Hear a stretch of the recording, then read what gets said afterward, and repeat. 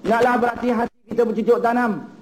Naklah cari pokok-pokok yang sebenarnya, pokok yang baik yang akan memberi faedah kepada kita. Tanamlah pokok-pokok yang buahnya manis, yang buahnya sedap, yang buahnya lazat. Jangan tanam pokok-pokok yang buahnya kelat, yang buahnya pahit, yang buahnya berduri, yang buahnya memabukkan. Siapa menanam buah mabuk, dia makan buah mabuk di akhirat. Siapa menanam buah pahit, dia makan buah pahit di akhirat. Siapa yang menanam di dunia ini buah yang kelat, dia akan makan buah yang kelat di akhirat. Sebab itu kena berhati-hati kita menanam. Kena kita pilih pokok-pokok yang nak kita tanam itu, supaya buahnya manis, buahnya lazat, buahnya ada zat. Supaya nanti waktu kita mengentam di akhirat, kita akan mengentam buah yang manis, buah yang lazat, buah yang berzat, buah yang akan mengekalkan kita di syurga. Jadi kita di dunia ini menanam, tetapi bukan di sini makan buahnya lambat, yaitu di akhirat. Selepas mati baru makan buah. Kita menanam di dunia ini, yang mana makan buahnya di akhirat, inilah dimasukkan ibadah. Inilah yang dimasukkan dengan ibadah. Seperti mana yang Allah kenaki di dalam ayat Al-Quranul Karim yang biasa kita baca, yang biasa kita dengar. Wa ma khalaqtul jinna wal insa illa liya'budun. Tidak aku jadikan jin dan manusia melainkan untuk beribadah kepada aku, ataupun untuk mengabdikan diri kepada aku. Jadi Allah memberitahu kepada kita, manusia yang hidup di atas muka bumi Tuhan ini, tujuannya untuk beribadah kepada Allah. Tujuannya untuk mengabdikan diri kepada Allah. Beribadah kepada Allah, mengabdikan diri kepada Allah. Inilah yang dimaksudkan menanam. Siapa tidak beribadah, siapa tidak mengabdikan diri kepada Allah, siapa yang tidak patuh kepada perintah Allah, artinya manusia itu tidak menanam di dunia.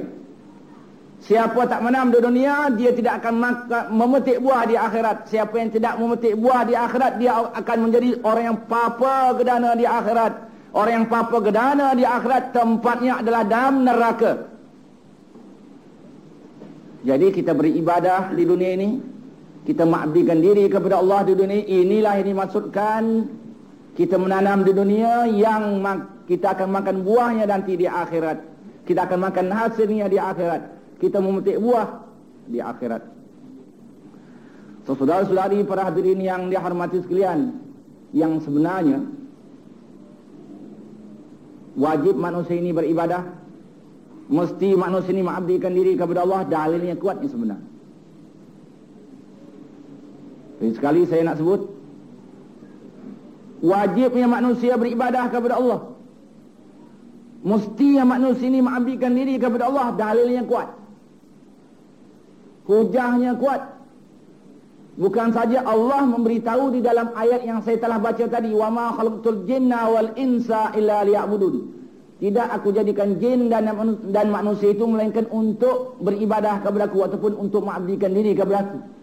Yang sebenarnya kalau kita bahas secara akal, kalau kita bahas secara mantik, secara filsafah, begitu juga kalau kita bahas secara rasa, secara psikologi, secara perasaan, akal kita juga turut bersetuju patut manusia itu menyembah Allah. Hati kecil manusia juga turut bersetuju patut manusia itu menyembah Allah Subhanahu wa ta'ala.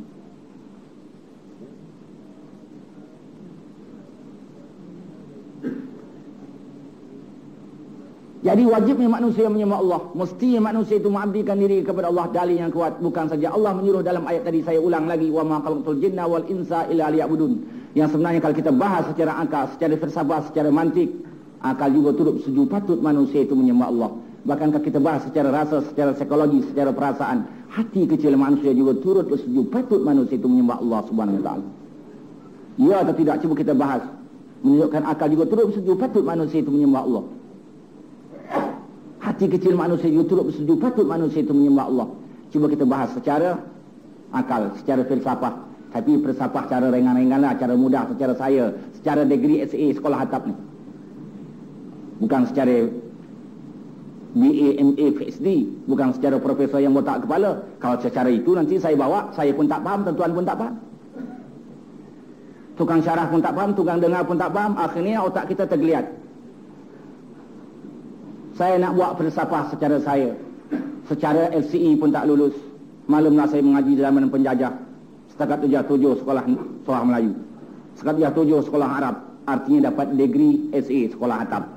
Jadi kalau degree sekolah atap, fikiran itu yang saya bawa, ujah itu yang saya bawa, semua orang boleh faham. Cuba kita bahas menunjukkan akal juga turut bersetuju patut manusia itu menyembah Allah. Hati kecil manusia juga turut bersetuju patut manusia itu mengabdikan diri kepada Allah Subhanahu Wa Taala. Ujahnya begini. Bagaimana para hadirin yang dirahmati sekalian, kalau orang nanti panggil kita ataupun menggelarkan diri kita, hai saudara, saudara ni hamba Allah lah. Hai saudara, saudara ni hamba Allah lah. Bagaimana penerimaan akal kita? Bagaimana rasa hati kita? Bagaimana penerimaan akal kita dan bagaimana rasa hati kita kalau orang kata kita ni hamba Allah? Akal mau menerima. Akal mau menerima. Hati juga turut bersetuju. Hati juga turut menerima. Bukan saja hati menerima, hati puas, hati seronok, terhibur hati kita kalau orang kata kita ni hamba Allah. Bergembira hati kita kalau orang kata kita hamba Allah, walaupun tak semayang semua hidup, walaupun tak puasa semua hidup, walaupun tak pernah datang ke masjid semua hidup, walaupun tak kenal Allah semua hidup, walaupun tak fikir Al-Quran dan Sunnah semua hidup, walaupun tak pernah memperjuangkan agama Allah semua hidup, walaupun tak fikir halal dan haram semua hidup. Kalau orang kata kita ni hamba Allah, hamil senyum-senyum kambing kita, hati amat gembira, akal menerima dan hati mau menerima. Mengapa akal bersetuju dan hati menerima kalau orang kata kita ni hamba Allah? Sebab akal dan hati menerima kerana Allah jadikan kita ni memang untuk menjadi hamba Allah. Memang tujuan untuk mengabdikan diri kepada Allah. Jadi apa yang Allah setuju disetujui oleh akal dan hati. Apa yang disetujui oleh akal dan hati disetujui oleh Allah. Bersyarikat di antara apa yang Allah setuju dengan akal dan hati setuju. Nampak? Boleh faham ya? Boleh faham itu filsafah secara SA sekolah atap. Takkanlah tak faham pula. Mudah sekolah atap. Kalau boleh faham, alhamdulillah lah. Tak boleh faham pun tak apa. Sebab itu hujah akal, bukan hujah Al-Quran dan Sunnah. Yang mesti kita terima hujah Al-Quran dan Sunnah. Itu sebagai tambahan saja. Kemudian bagaimana para hadirin yang dirahmati sekalian?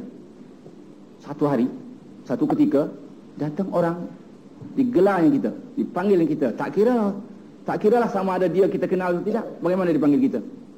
Hai saudara, saudara ni hamba kereta lah, saudara ni hamba rumah lah, saudara ni hamba dunia lah. Hai saudara, saudara ni hamba nafsu lah, saudara ni hamba syaitan lah.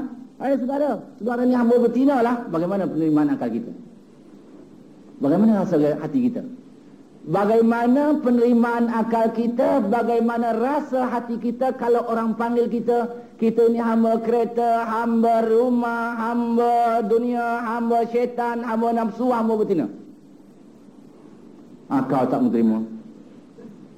Akal menolak. Hati tak terima, hati tak setuju, bahkan hati sakit, hati marah, hati mengadang. Kalau seseorang tu takdir kena sakit jantung lah, ataupun kena sakit darah tinggi, kalau tak mati terduduk, boleh jadi jatuh terduduk bila dengar kata-kata yang saya sebut tadi.